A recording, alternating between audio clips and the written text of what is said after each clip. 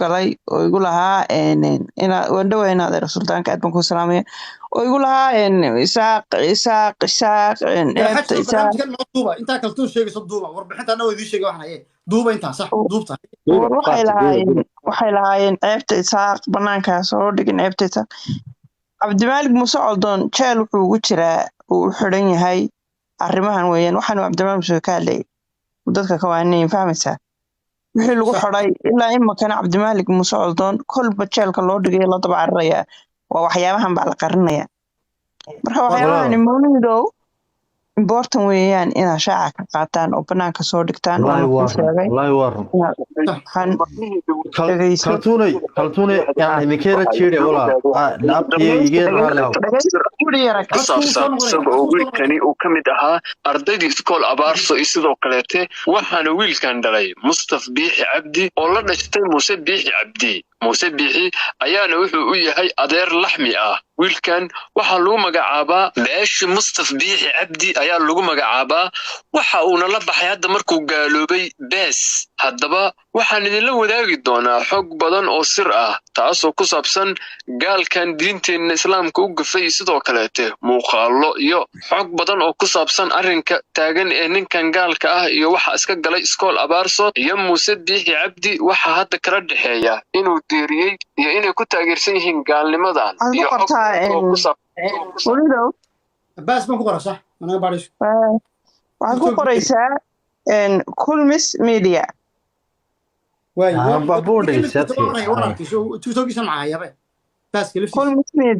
kulmis media youtube-ka ku qor wuu ku soo baxayaa tiktok caadi uu leeyahay isagoo macatabkii wixii xiran baas baa la yidhaa baas buu la baxay baas waa habar hore weyn wakaas soo macatabkii xiran baan rabaa inaan soo saaro wakaas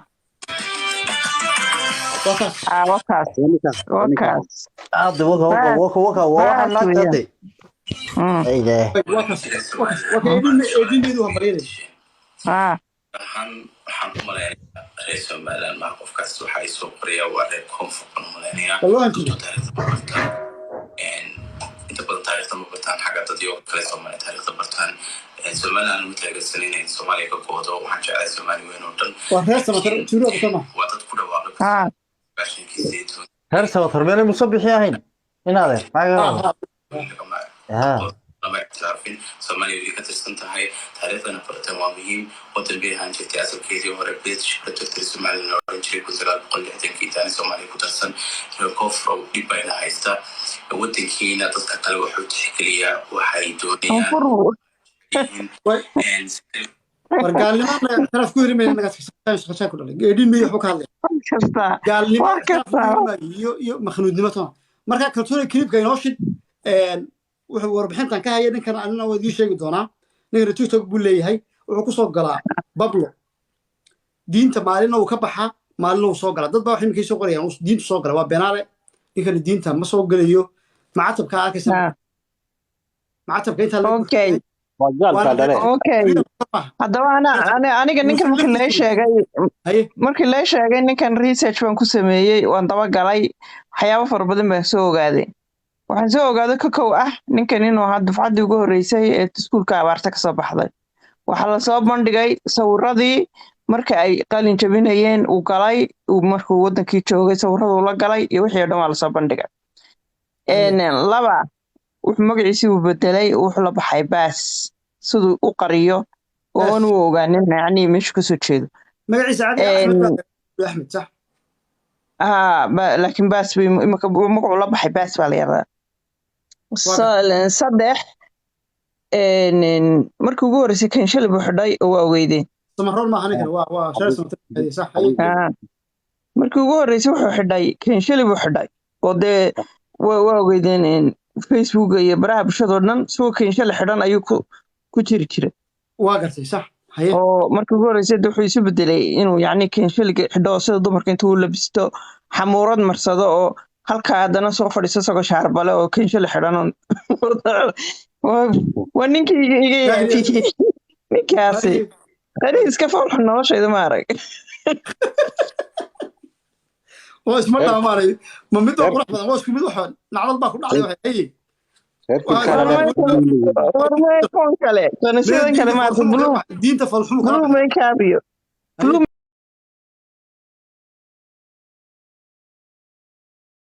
makeup iyo koon kale daba qurux badan inuu is hagaajin moogta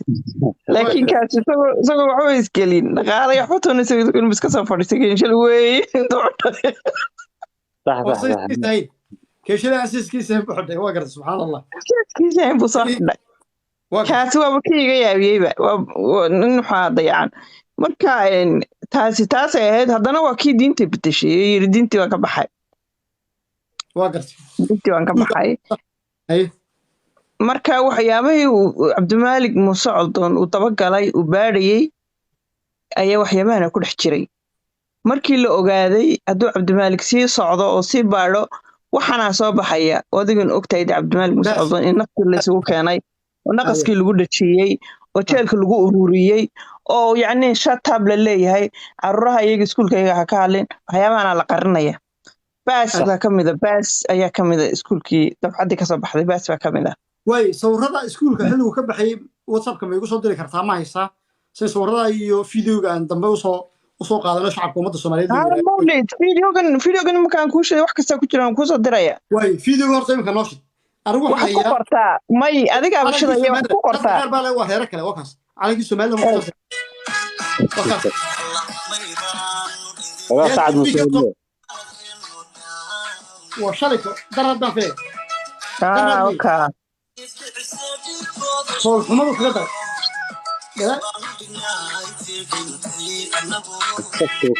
واي وهذا كيسا غير كيسا واقريا لكن ولا غير كيسا شوف عمل وقرا ساسي قرنيا ساسي wax kasto qarnaya balay mulqiyan waxaad ku qortaa Mawlido waxaad ku qortaa kul miss media xagaaga ma ka shidi kartaa كل مس ميديا ما يوتيوب انت تكتب كل مس ميديا كور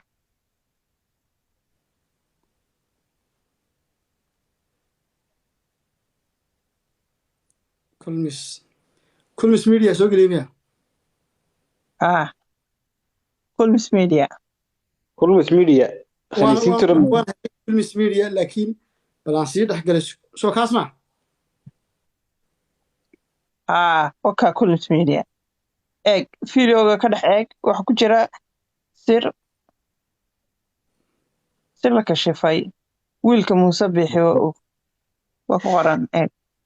sideed cusub yeela صح دقيقة With the Remitly app, you can send money to loved ones worldwide with complete peace of mind. marnaba lagama yaabo inaan diinteeda masiixi ayga saaro ama diin kale aan ka doorsado waa nimankii reer Somaliland maalinta shaqada adduunka miyay gudasheen aniga waxaan u malaynayaa reer Somaliland ma qofkaas waxa ay soo qoryaada wuxuu sawirada ku dhex waalanina hooyadiin iyo hinaasaa iyo meesha ka timaadeen boosay dhageysta qaniiskiin iyo qaniiskiina qarinaysaan dhageysta waxaa la soo ogaaday xaqiiq dab ah sidoo kale xog sir ah oo ku saabsan isaga oo wiilkani uu ka mid ahaa ardaydii iskool abaarso sidoo kale waxaana wiilkan dhalay Mustaf Biixi Cabdi oo la dhashtay Muuse Biixi Cabdi Muuse Biixi ayaana wuxuu u yahay adeer laxmi ah wiilkan lagu magacaabaa Beeshi Mustaf Biixi Cabdi ayaa lagu magacaabaa waxa uu la baxay hadda markuu gaaloobay baas haddaba waxaan idinla wadaagi doonaa xog badan oo sir ah taasoo ku saabsan gaalkan diinteena islaamka u gufay sidoo kale muuqaalo iyo xog badan oo ku saabsan arrinka taagan ee ninkan gaalka ah iyo waxa iska galay iskool abaarso iyo Muuse Biixi Cabdi waxa hadda kala dhaxeeya inuu deeriyay iyo inay ku taageersan yihiin gaalnimadan iyo xog kale oo ku saabsan sidee ayuu dibadda u tagay maadaama uu joogay wiilkan 2013 magaalada Hargeysa ee caasimadda Somaliland intaanan idin wadaagin xogtan oo faahfaahsan iyo sidoo kale muuqaalo iyo sawirada aan ka helno fadlan muuqaalka leeg noo saar si uu meel dheer u gaaro sidoo kale channelkeena subscribe saaro gomboleelkan oo si ay kugu soo dhacaan muuqaalada iyo warbixinada aan halkaas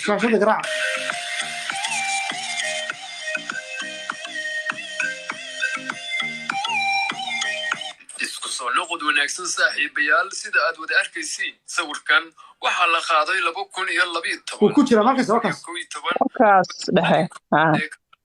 iskool abaarso foodxumada kula iyaga oo difcadani sawiradan laga qaaday inta aysan qalanjibin ka hor difcadan waxay ahaayeen kuwii ugu horreeyey ee loo qaado dalka maraykanka wiilkan hadda lagu magacaabo bees balse la dhihi jiray magaciisa baashi mustaf biixi cabdi waa wiilka dhexda ku jira ee calaamada gaduudka ah ee saaran tahay wiilkan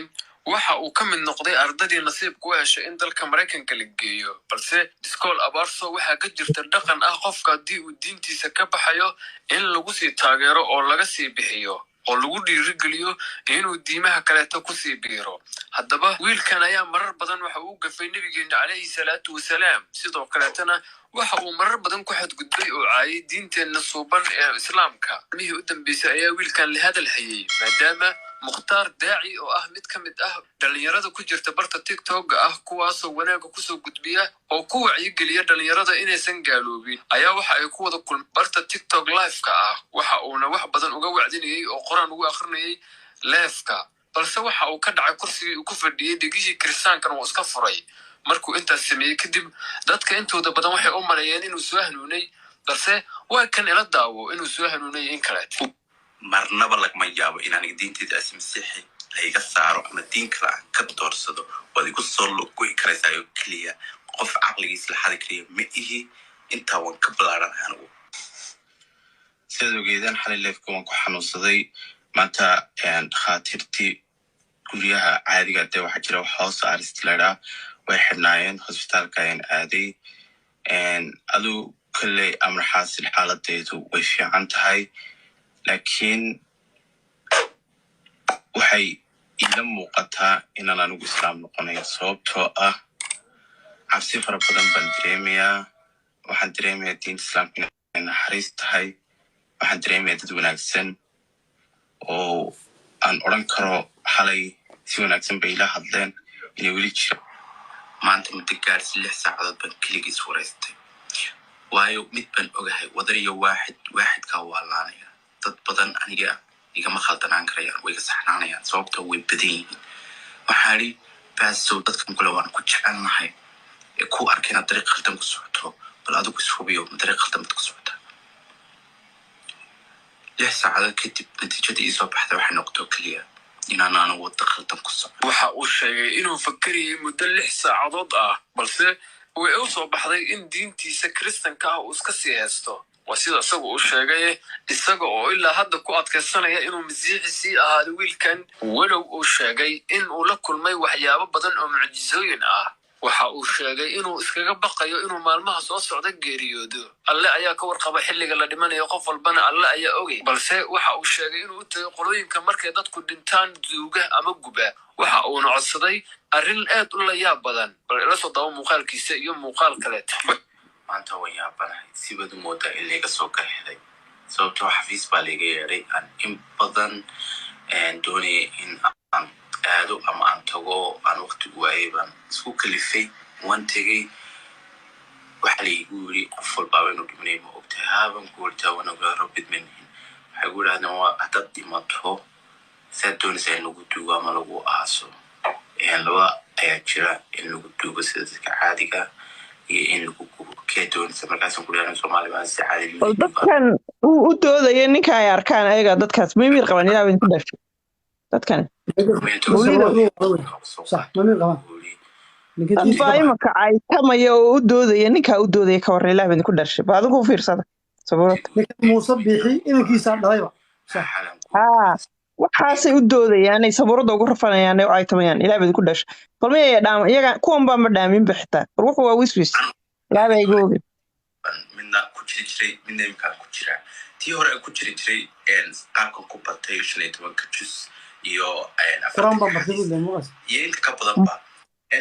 macalinku way dili jiray marwalba wala joogto jiray feeraha laga tumi jiray dibaaxada darandoor bay ahaan jirtay si walba wala yeeli jiray xitaa macalinku qalin bul froint ugu dhaxgalay faaiskii dhaafin jiray shaqa qadar horan qalala ma baran jirin diina xaqan aan galansiiyinta waxaan ku wari war kitaabkaygu saas oo hayo qaabkaas wax loo baran jiray kiisa loo barta qodob bilaay maxay bilaay waan ku dhex dabaqay diintanaan haysto aanan ilaa imika waxba ka baran karin aan ku jahwareeray saasay tahana haddana waan iskaga baxsanaano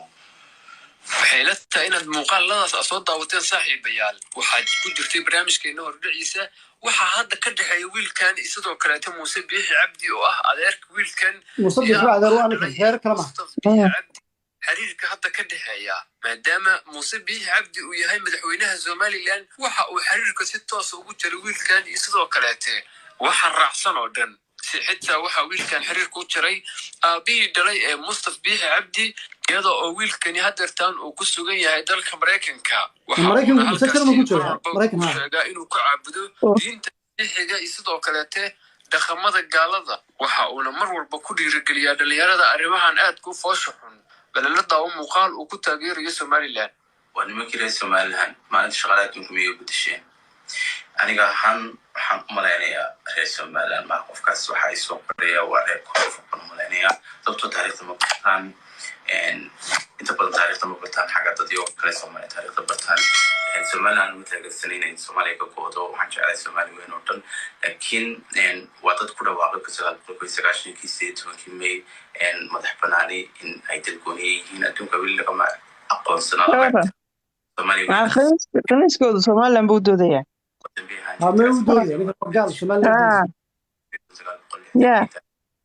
aqoonsiga gaalnima lagu keenaya wuxuu tixgeliyaa waxay doonayaan ama ay jecel yihiin si kale usoo jiitaa taariikhda bartaa intay jireertu nikadani waxayna barayso waxaad baratiin taariikhda waddankiina dadka kale maxaad bari laadihiin waxay la tahay dhammaan muuqaalfaahfaahsan inaan soo daawatay arrinkan ayaana ah mid aan dhagaha faraha laga gashan karin maadaama cabdimaalik muuse coldoon uu ahaa shaksi samafalo ah sidoo kaleete uu soo bandhigi jiray xog aad ku foosha xun ee lagu faafiya halkaasi balse maanta uu la kulmay tacadi aad u badan isagoo xabsiga ku yaala magaalada hargeysa iskaga jira si bila sharci ah waxaana la sheegaa inuu xiran yahay iskool abaarso maadaama la yiri waxa uu khalad ka galay iyaga oo waxa uu ku dacayay balse dacayadu ma ahan mid been ah oo waa midda ka dhalatay waxyaabihii cabdimaalik uu soo bandhigayay wiilkana wuxuu noo saaray si ummad badan oo muslimiin oo u gaar sidoo kaleete sii sheergareeya haddii ay tahay boqoshadaad ugu horreysay janalkawaayahay horta sawirkaas kaltuunay iminka qaarba dadka qaar waxay kusoo dirdiyo sawirkaas ninkan sawirkiisa horta inaan dadka u sheegno weeyaan soo bandhigno ninkan samaroon ku sheegaya ninkan waa nin saaqa oo mustafa biixi baa dhalay mustafa biixi cabdi ayaa dhalay ninkan wagays inuu bedelo wuxuu ku bedelay baas wiilka barnaamijka duubayey hal arrin uu ku qaldamay oo meeshuu ku nooliyey meel qalaada ku sheegay laakiin ninka jarmalku joogaa luuqadda jarmalku macaaw sida biyuhu uga hadlaa anigu tiktokiisa arkaayo marmarka qaar way kasoo baxaa maalimo dhoweyto jarmali buu joogaa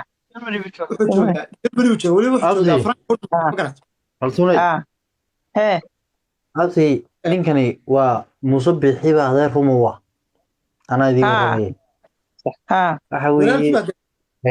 walaalkii baa dhalay wuxuu ku soo koray iskuulka abaarso waaba dafcadii ugu horreysay waa laga saaray waaba dafcadii ugu horreysay waad aragtaa qaabka u suuroonayo iyo siduu yahay iyo siduu uga doodayay intii la qaranayay shalay baa ilan waa gartay maalmalkii cabdimaalik musocol doonshidii jiray ma garanaysa abti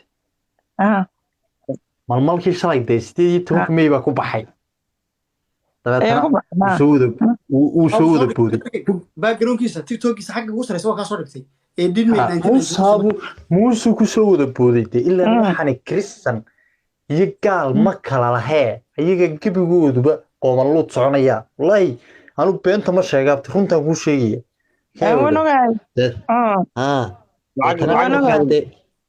dee wuu isqarin waayo markay maaragtay malmal kala shiday wallaahi billaahi tallaahi dadkan inaga yaab badan oo inaga indhaaday inaga qof caynkaas hadduu inagu jiri lahaa inagaaba dibadda soo dhigi lahayn oo karbaashi lahayn ma fahantay dadkani laakiin si qofka aad aragtid horta ninkii la odhan jiray egeskayse mataqaani egeskayse ninkii baal tooga ka hadli jiray difaaci jiray hajooyda iyo dee garxaajiskaba horta miyaad maqashay adigu ma garanaysaan ilaa imaka ninkii waxaan bayaska ka dhigay bahdili jiray wuu nool yahay haddana ma xayeysiina anagu de waayo wuu tallaabay de ma fahan kawdhe waxa weeye inaad saa u fahantaan baa qaalaya moogta garxajisku qofka hadduu ka tallaabo maba soo qaadaanba هذا قفك هذا خدني هاي وحوين قفك إنه خدن ما ركتي حتى إبن ما تقعنا إنه ضد يكون ويجي بابو ضد واحد مدابين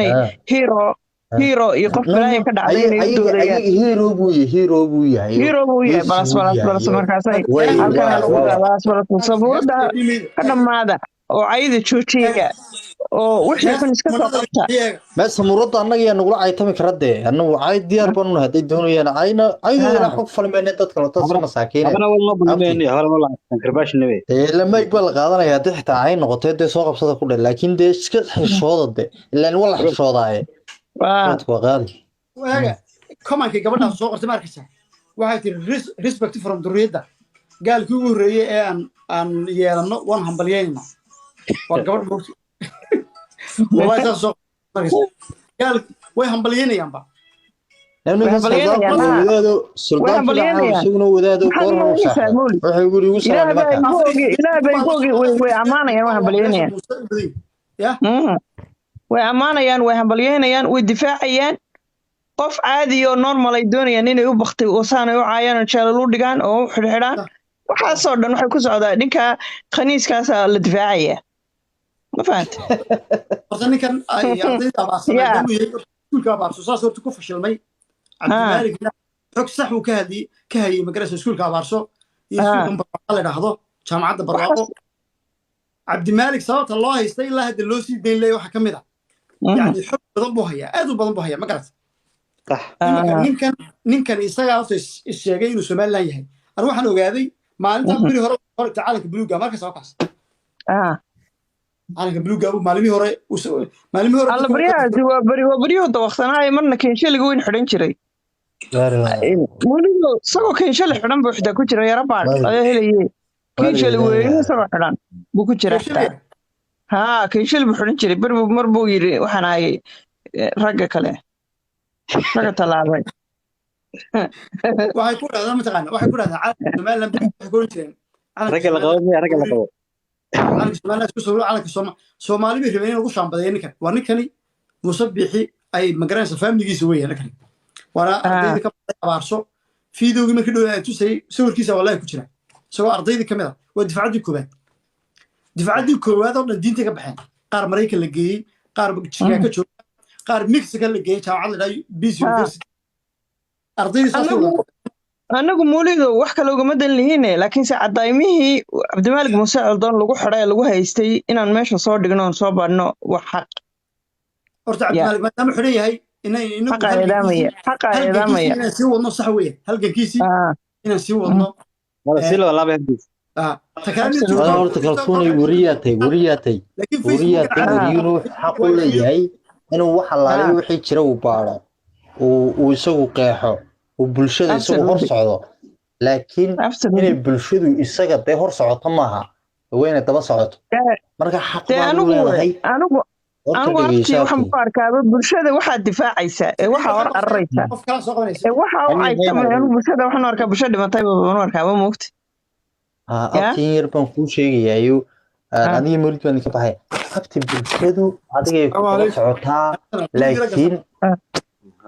adigu waynaad dee bulshada aad adigu hagtaa adigii mawlid saa idiin daba socoto wayna idiin daba socotaa laakiin ina idinku hor socotaan dee macnaha inay idinku daba socotaan ma hadde haddii aad idinkii hor socon lahaa daba socotaan qalad bay noqonaysaa marka waxa weeye dadka idinka idin dhaliilaa waa dadka idin daba socdeen sharaftiin iyo karaamadiin iyo waxatiin iyo dee waxaad idinku u haysaan toon aan garanaynin wax magaratada laakiin annagu waan idin daba soconnaa waan idinku taageernaa waanu mar walba idinku garab taaganahay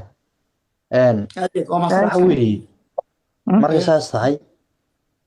kolley waan uga bixi doonaa dad kale uga bixi doonaayo muud baan idiin geli doonaa laakiin waxa weeyaan waxaad idinku samaysaan mar walba dadka inta u noqda oo halka ugu jirtaan macnaha waan idinku taageersanaynaa tallaabada hore u qaataan mooyaan mid aad u qaataa yaani jirin war anagu waan ku xunnay in Soomaaliyeed oo xumaaday oo Kenya la xidhay oo waxa sameynaya anagu waan ka xunnahay wax lagu farxana maaha laakiin xumaantu in la iska qabto weeyaan bini'aadanka Ilaahay ee wanaagsan ee ummadda hormoodka ahna noocaas oo kale in loo bahdilo oo noocaas oo kale xoriyadiisa looga qaado oo noocaas oo kale loo caburiyo aad iyo aad baan uga xunnahay aad iyo aad سودو يا سيميا سودو نك حاجة سريع سودو والسلام عليكم وليد واق سلامي كلتون يعني كلام وان سلامي مركه هره waxaan doonayay wax yar inaan nii saxo anu dalka Jarmalka ayaan joogaa magaalada muxuu ahaay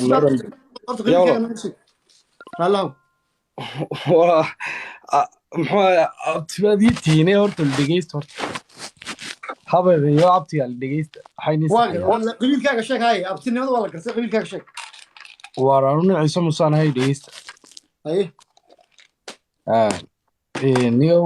waxaan magaalada Nuremberg baan joogaa ninkana waa nin Samaroona waan la yaqaanaa kowdi keeba Samaroona haye ninka waa la yaqaanaa walaal annaga naqaana magaalada Muushin buu degan yahay waa nin Samaroona kuna khasbi maynay anu waxun baan ku saxay abti inta magaranaysa hadhow badgeli lahaydo waxaan waa la iska duubtaaye bal si fiican u soo baadhu maan kooran lahaa adigu Jarmalka magaalada ka degantay anu waxaan joogaa magaalada Nuremberg how do you know in Samaroona walaal magaalada Muushin joogaa in badan baan Jarmalka joogaa waana naqaanaa ninka waa la yaqaanaa sidee ku ogaatay inuu Samaroon yahay degan yahay walaalo waa ma wasa sax anu niyo xun baan ku saxay waxa ka baxay horta uma soo meeshan ma fahanto ma dhigeyso su'aalan ku weydiinay ka jawaab horta waxa weeye wiilkan waa la garanayaa iskuulka abaarso ka baxay Samaroon waxay ka baxdaa jaamacadda Amuud bay leeyihiin iskuulka Al-Aqsa leeyihiin meela ay ka baxaan iyo meela ay reer walba iskuulle iyo jaamacado gaar ay leeyihiin ma garat haye wiilkan cadayntiisa waa inaa iskuulka abaarso ka soo baxay wax walbana inaad dadka kalena waxaad rabtaa inaad ku sheegto dadka gaalada ah oo tiraa reerkaasan ku sheegayaa adiga reerkaa cidda aana waxaad rabtaa inaad magaranaysa safe garayso tiraahdo anagu gaal ma lihin waxaan ma lihin jaamacadda waxaa furan barwaaqo waxa lagu sameeyo wad ogtahay waxa abaarsaa furan cabdimaalig waxaan lagu haysto waad garanaysaa adigu ninkan markaa iskuulka abaarso ka magaranaysa ka soo baxay waana faamiliga Muuse cid kale ma xataa Ciise Muuse ma inaadeer haddaba waayahay horta inaan wax saxuun baan rabay kowdhe horta sheekada ma ogeyn imikun baan soo galay meeshaadaana waa la socdaa inaan wax kuu saxuun baan rabay marka labaad inaan da kula doodo magaranaysaa aan si ma rabinba anuu nin reer berberaa baan ahay muxuu Amuud dalla kuu sheegayana annagaa tagno meel aan laga tegin ma laha horta reer berberaa waa tageen reerkiisina camti idhageyso Amuudan iyo jaamacada Soomaaliland waa la isku wada gooshaaniyo oo meel aan wax laga dhigan ma laha annagoo halkaa joognaa haddana Amuud wax ka dhiganaynay markaan yow horta ma iska difaacid iyo markan laakiin ninkan iyo waa la yaqaanaa ana cadeymihiisa ku keenaya ku soo diray si private ahaan hadda rabtid hadalyaanu ka tagnun baan ku lahaa abtiye noolow horta niyo si wanaagsan baad u hadashay sharaf leh ninkan dabagal badan baa lagu sameeyay Jarmalku joogaa macluumaadkiisii waa nimka YouTube ku jiraayo adiga waxa qolka waa si gaar ah kugu soo diri karnaa nin reer berberaa baa tahay aniguna nin reer Hargeysa baan ahay iskuulka abaarsayo barwaaqo waxaas oo dhan ka war wadahayaa si fiican baan u garanaya marka ninkan ma aha reerkaad ku sheegaysa ma garas isagana waxa lagu ogaaday iskuulku sheegtay iyo markuu ka warramay education backgroundkiisa meesha ku soo barbaaray iyo meesha ku soo koray macluumaadkaas oo dhan wallahi kaltuun loo haysta cabdimaaligna dadku sheegay bay kamid ahaayeen dadkani marka niyo cid walba hadii aynu ku riixno ma garanaysaa inuu gaalka qofka gaalka noqday inaga ah inaan qaadana la doonayo Soomaaliyeed dhaqada ka saarnama ma fahmin waa horta gaalna cid ma aha iyaguna way diidi doonaan kaltu horta ku soo dhawo kaltuunay yarkaad wiilkood maqlaysaa waa Samaroon buu ku sheegaya haye horta cadayn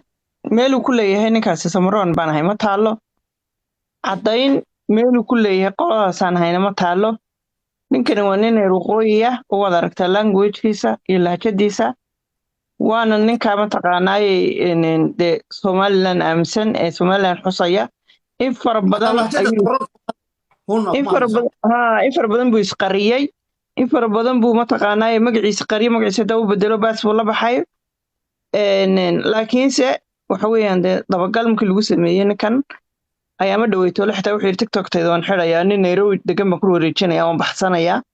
waxyaabahaasaa ka mid ahaa markii dabagalkii lagu soo ogaaday inuu baqo oo siraado dhuumo marka ninkan waa lasoo ogaaday xaqiiqduna waa caynkaa adiguna kuma shaambadayn kartid dee heer aanu ahayn oo heere kale lama cariri kartid cidduu yuhun buu yahay marka afkiisa mar kale kama haysid qoladaasaan because waa nin is-og wuxuu samaynaya qarinayana cidduu ahaa iyo meeshuu ka yimi iyo magaciisa xitaa u bedelay weliba dadka kula talinayaan uu si fiican u garanaya eraya kolba calan qaado calanka soomaaliya ma waqtay carruurteeda alaygu gelinaya ma ninka fadheedha ee xatabka xidha ee kaniiska ah ee halkaas soo fadhiistay waxaa samaynaya aniga carruurteeda ilaahay igu gelinaya carruurta muxuu ilahay igu gelinaya carruurteeda maxay samaysa horta dadkan miyaana isqaban oo aanay isla yaabin waa gartay ma u jawaabi dadka wax soo qoraalkii waa gartay waa yahay waa maqlaysaa ninkaas niyo waa nin iskuulka abaarsa ka baxay oo migrants education halkaa waxbarashada kusoo bilaabay dugsi hoose kaltuuna waxa soo qorayay mataqaanaa dadka saad la yaabin mid wax soo qoraya qarra waa gaal bu soo qoray balka waran waxa lama hadlo markaad media ku jirto qof qoraalkiisu